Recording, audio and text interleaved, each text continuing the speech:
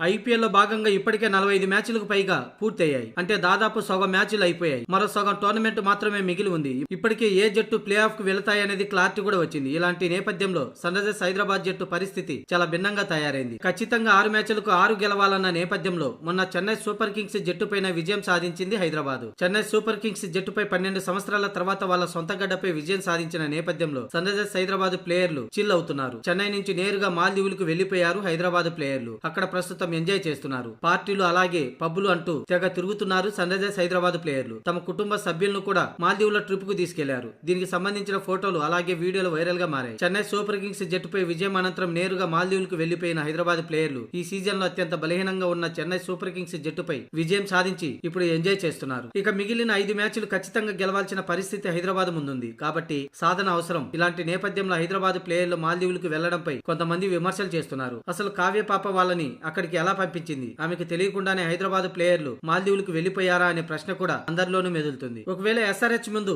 Big task ఉండడంతోనే ఈ నిర్ణయం తీసుకున్నారా అనేది కూడా అనుమానంగా మారింది. ఆటగాళ్లు మంచి రిలీఫ్ గా ఉంటే తర్వాత మ్యాచ్లో దూకుడుగా ఆడతారని భావించే మాల్దీవ్ ట్రిపులకు పంపించారేమోనన్న ఆలోచన కూడా ఉంది. ఇకపోతే మే 2వ తేదీన గుజరాత్ టైటన్స్ తో సన్ రైజర్స్ హైదరాబాద్ తదుపరి మ్యాచ్ ఆడనుంది. నరేంద్ర మోడీ స్టేడియం వేదికగా ఈ మ్యాచ్ జరగనుంది.